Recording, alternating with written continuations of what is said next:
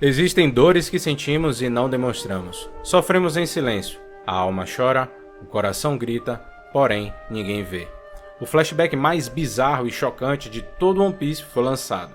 O passado de Kuma traz consigo tragédias que homem algum conseguiria suportar.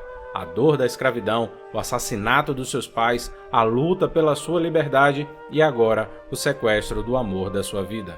A que ponto chega a resiliência de um homem que teve tudo a perder, mas se manteve firme com sua fé, sem reclamar, sem apontar por culpados, apenas sofrendo calado. É quando o nascimento de uma joia rara lhe dá um novo propósito de vida. Gero Lee Bonney é o seu nome. Com uma origem tenebrosa e um destino emocionante, descobriremos por que ela é uma forte candidata a se tornar a nova Chapéu de Palha. Fala aí, seus Dagobiras Ramonstra aqui na área e sejam muito bem-vindos a esta Dagoba aqui. E aí, tudo bom com vocês? Eu espero que sim. Mais ou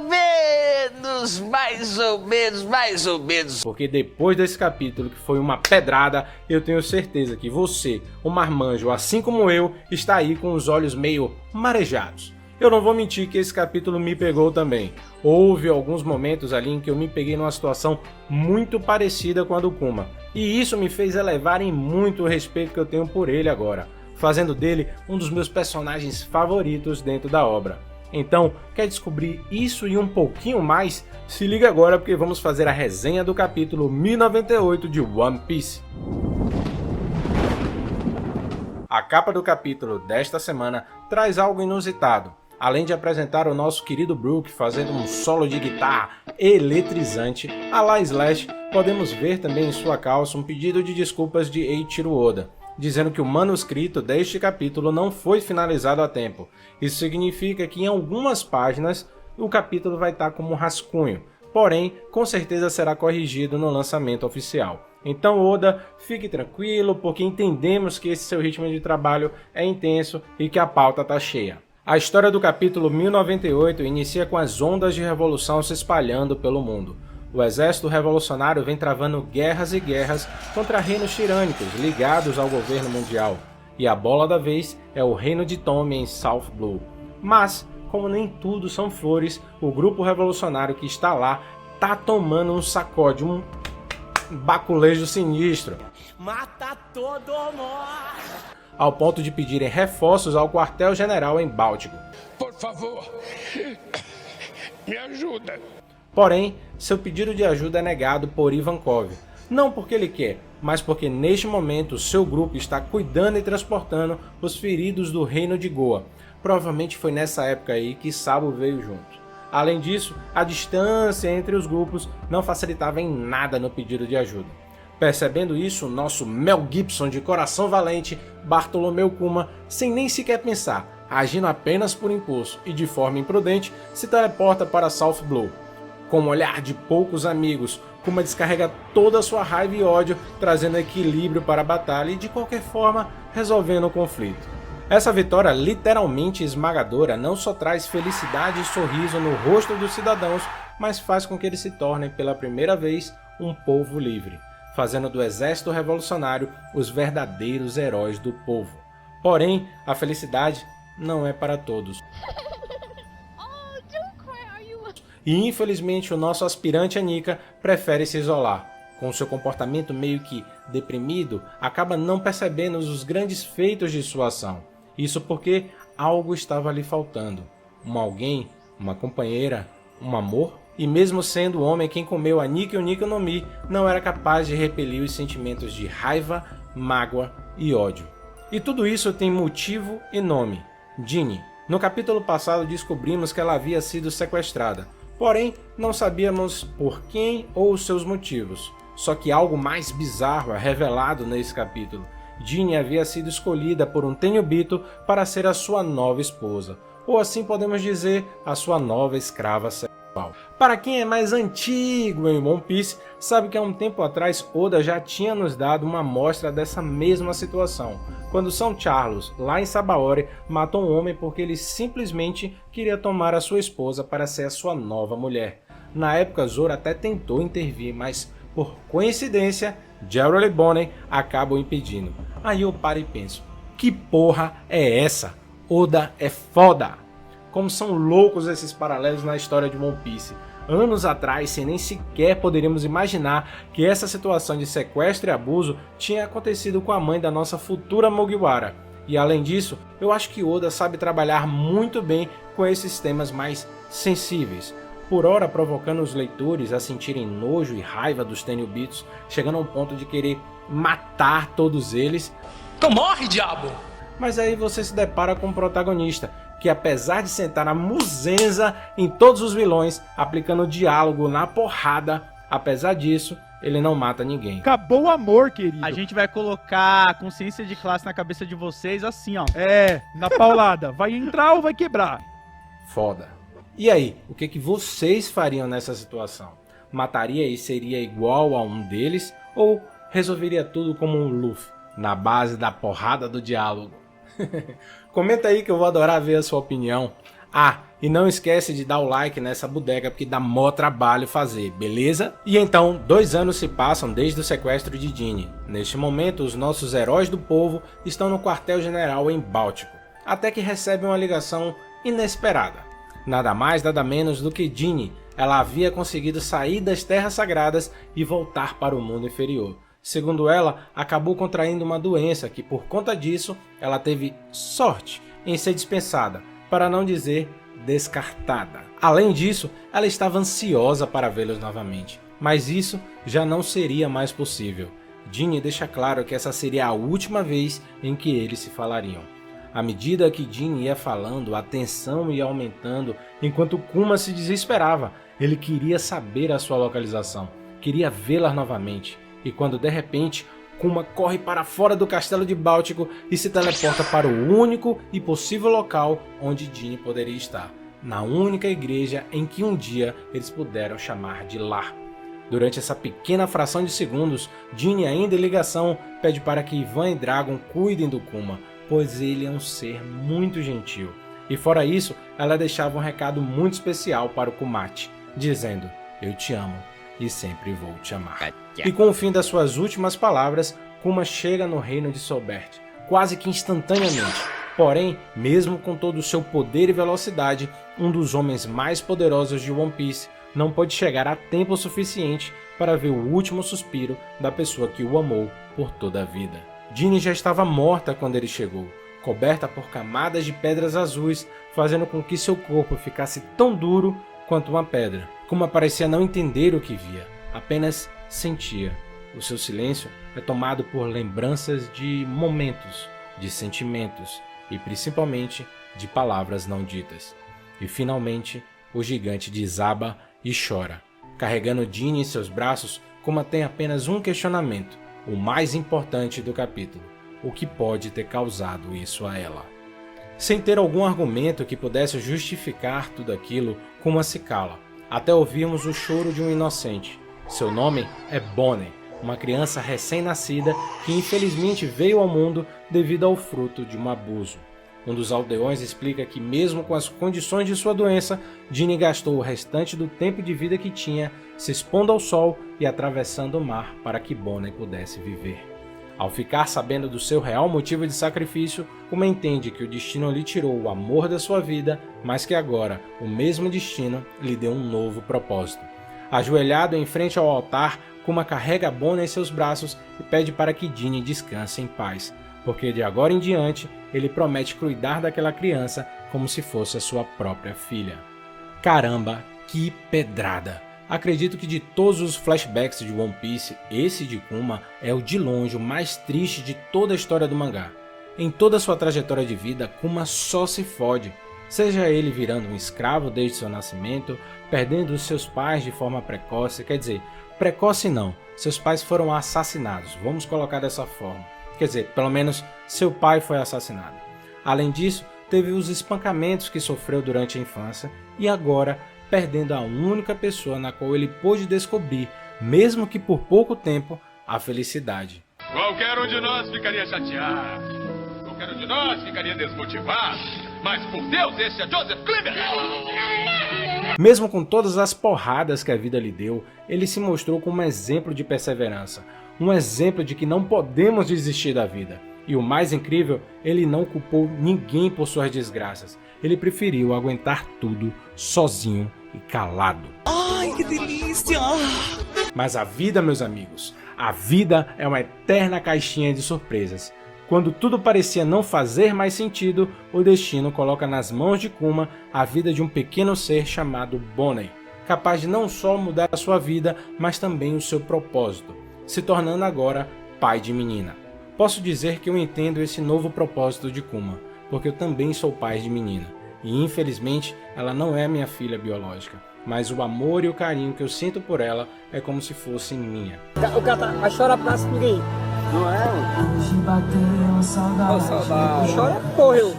Eu a conheci quando eu comecei a namorar com minha atual esposa. Ela tinha mais ou menos uns 6 anos, e ao completar mais ou menos uns 9, no Dia dos Pais, ela me deu o melhor presente de todos, perguntando se poderia me chamar de pai. Chora não, sério mesmo. Isso pra mim foi uma das experiências mais marcantes pra mim até hoje. Essa parte foi legal, eu acho legal, mas... E se você que tá me assistindo é pai também, sabe o que é que eu tô falando.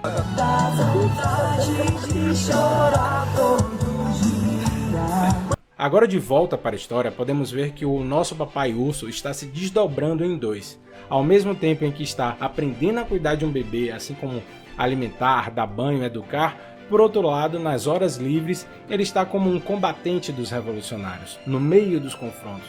E ainda assim, consegue tirar um tempinho para treinar o nosso futuro imperador das chamas, Sabo. Até que um dia, voltando da sua jornada de trabalho, ele enxerga no rosto de Bonney uma pequena pedra azul. Isso só mostrava que a doença que Ginny possuía era hereditária. Desesperado, Kuma fecha todas as janelas e portas da igreja, e pedindo que qualquer tipo de luz passasse por lá. Médicos locais foram chamados, porém era inútil. Nenhum deles tinha conhecimento sobre essa doença. Não era como se fosse a doença do chumbo branco, era diferente. Sem ter ideia de como curá-la, Kuma decide ficar ao lado de Bonney em tempo integral. Só que para isso, ele teria que fazer uma escolha, se demitir do exército revolucionário. A princípio, a notícia de sua saída foi como uma surpresa para todos, porém totalmente compreendida. Dragon pede para que ele viva a vida como ele desejasse, sem arrependimentos. Além disso, Dragon usaria de sua influência para conseguir os contatos dos melhores médicos para ajudá-lo nessa questão.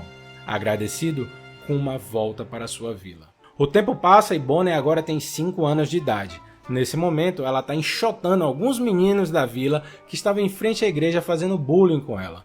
Os meninos a chamavam de vampira, devido à condição de sua doença em não poder ficar exposta ao sol. Mesmo assim, em uma fração de segundos, ela dá uma voadora no melhor estilo Sub-Zero brasileiro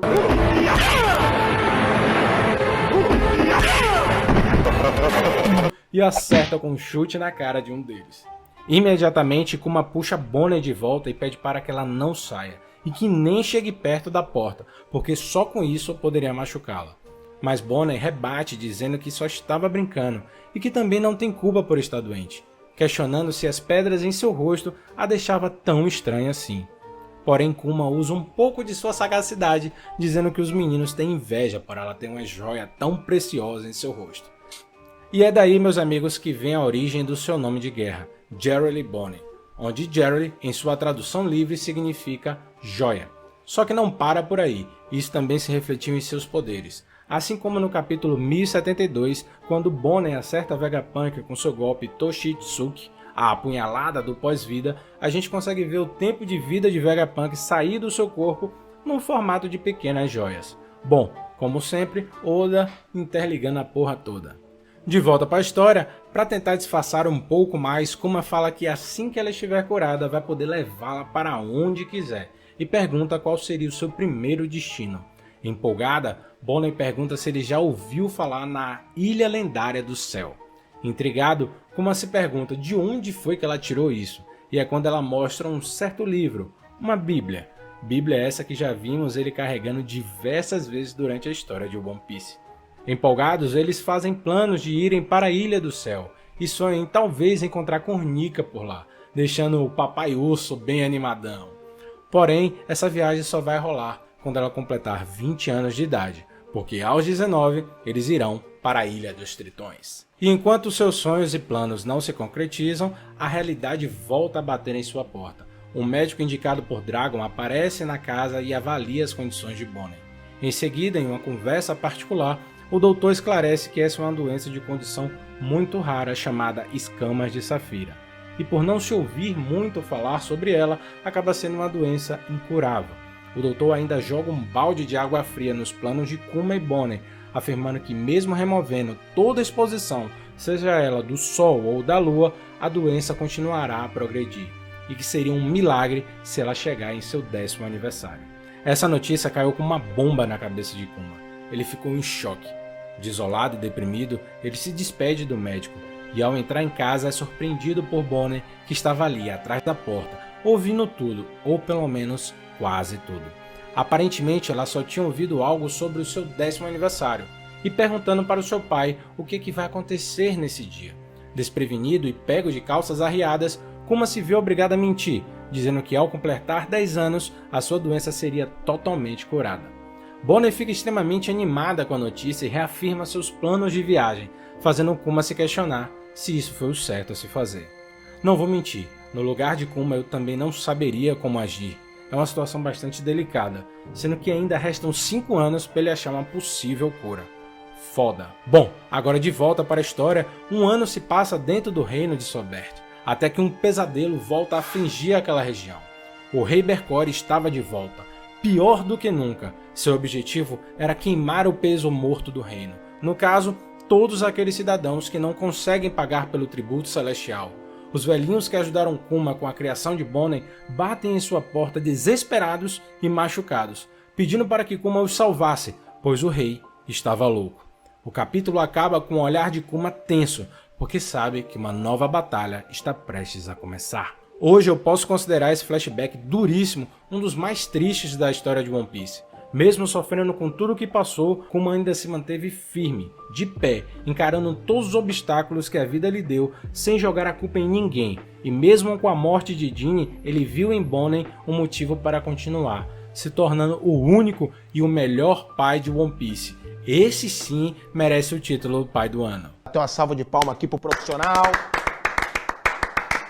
Outra coisa que me intrigou bastante nesse capítulo foi a doença das escamas de Safira. Eu dei uma olhada nos fóruns da comunidade de One Piece e está rolando uma teoria muito boa por sinal, de que Bonnie seja a filha biológica do Gorosei Jay Garcia Saturno. Isso porque esse sacana tem o poder de se transformar em um yokai, um monstro mitológico do folclore japonês, chamado de Ushi-Oni. Esse monstro tem a capacidade de espalhar doenças incuráveis por onde passa. Então, fica aquele questionamento, será que Jinny levou uma... Rola, não tem muito mistério. Rola que você bate assim no rosto mais aqui, pra te pegar tudo na cara depois. chapuletada e acabou contraindo essa DST? Outro ponto que fortalece essa teoria é que na astrologia védica, essa pedra de safira azul está ligada ao planeta de Saturno. Então, para bom entendedor, meia palavra basta. Apesar de ser uma ótima teoria, eu acredito que não vá se encaminhar para esse lado. Primeiro porque Garcia, na minha opinião, e pelo que ele já vem demonstrando, ele não é um humano que comeu uma fruta, mas ele é um demônio que se disfarça de humano. Como é, amigo? Ainda vou mais longe. Vamos dizer que os corpos físicos dos Goroseis sejam apenas cascas vazias, um receptáculo, que na verdade há 800 anos atrás eles eram humanos comuns, representantes das suas famílias reais, em que em algum momento da história eles vieram a morrer e os demônios vieram a tomar seus corpos devido à sua posição na hierarquia.